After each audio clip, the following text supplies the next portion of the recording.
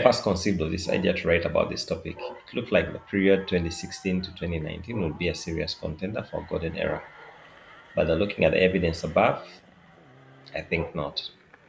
It is, however, noteworthy because while the late 90s featured world class cars and celebrity or tycoon drivers who could afford them, fan interest was only in those top 5 or 6 entries.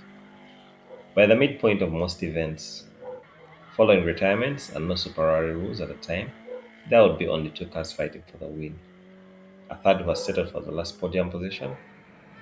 Fourth overall would then get picked up by one Duma or other driver in a car that nobody recognized. There were no eligibility rules as such, meaning that everybody could drive whatever the car they wanted.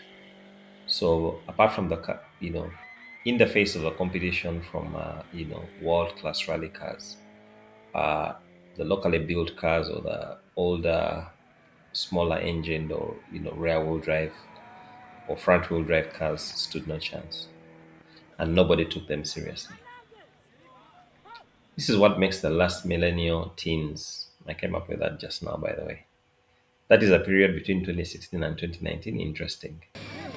Because in 2016, we had more than 20 Group N cars, of which 10 were the most modern Group N of them all, the Lancer Evolution X or Evolution 10. We had 10 Evo 10s in 2016. Just Mangat had acquired his Evo 10 in 2013 and used it to win his second straight national title, but Continental owner had eluded him. This model of car was still a toast of a continent as it was used by Gary Shane and Jasprit Chate to win 3 championships between 2014 and 2016. This is three African Rally Championships. So in late 2015, Ronald Sevuguzi and Desh Kananura opened the floodgates. By mid-2016, Rauf Esa Adam, Nassam Tevi, Duncan Mubiru, Omar Mayanja, Koko Ranjit, Christakis Fitidis, and Kefa Walubi were all Evo 10 drivers.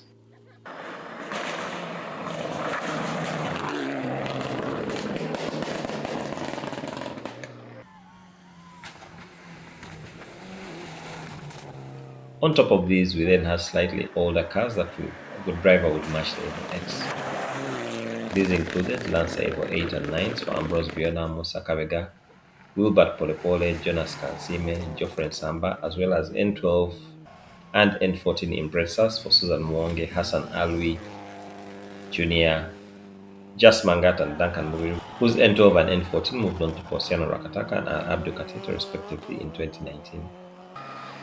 By this time, we now had 2 times GVBs for Duncan Mubiru and Yasin Nasa, while Moses Lumala and Rajiv Pereira owned Lancer powered motors. The 2019 Bara Rally was probably the last time that we saw a ceremonial start pack farming in which at least 10 cars and drivers had winning pedigree. Lumala driving a Ziroka Evo 9 Proto, Mangat in the Evo X, Sebuguzi Evo X, Duncan Mubiru N14, Hassan Alwi Jr. N14, Arthur Blick Jr. Evo X, Susan Mwange N12, Omar Mayanja Evo X, Christakis Fitidis Evo X, Ashraf Mohammed N14, and Yasin GVP. On that list of drivers, we had former champions, we had multiple event winners,